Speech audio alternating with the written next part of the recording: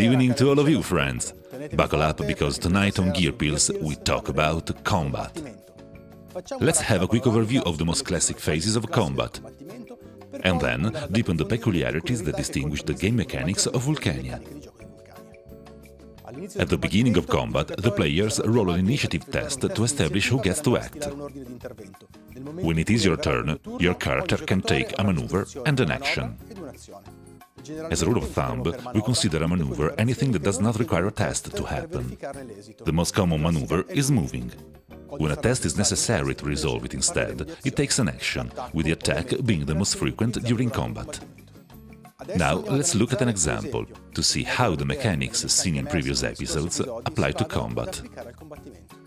Fujiko's ruse was discovered, and her impromptu lover for the night wants to face her armed with an axe.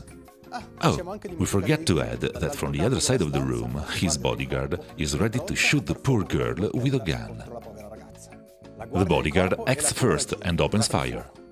Like we saw in the first episode, in Vulcania the narrator never rolls the dice.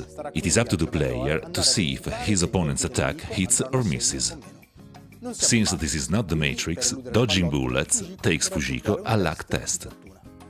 Let's roll the dice. 6 plus our luck score 5, 11. Luckily, the bodyguard is not very good with a gun, and the difficulty to dodge his bullets is 8. So the bullets fly over Fujiko's head and hit the wall behind her. Now it's her turn. Fujiko swings with her katana. This weapon requires an athletics test against the dodge score of the opponent. In this case, 11. 10 plus our athletics score 5, 15. Hit! Thanks to the D12 system, we will immediately see how much damage has been dealt by the attack. Each weapon is assigned its own damage progression bar. Comparing the result of the dice, we will immediately see the damage value of the hit. In case of a katana, 10 falls in the yellow portion, for a total of 3 points of damage. Let's add another element and see how opportunities interact during a fight. Combat arts the characters know add special actions that can be activated by spending an opportunity on them. Fujiko then thinks it's time to use her peripheral vision.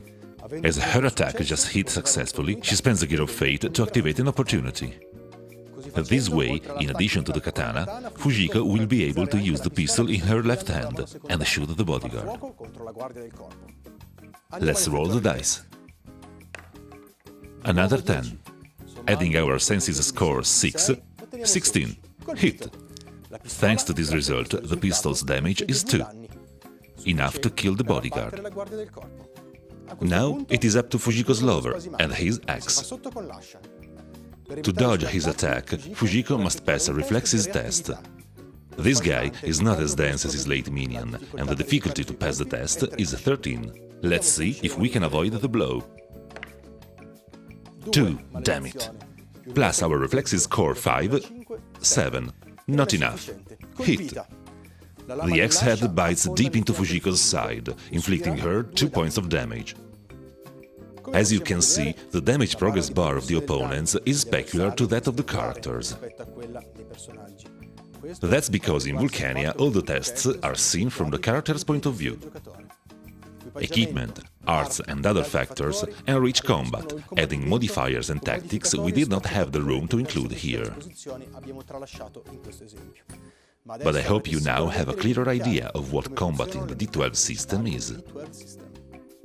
Now, your Professor Sassaroli thanks you for your attention and wishes you good luck with the D12 system and the amazing and fascinating world of Vulcania.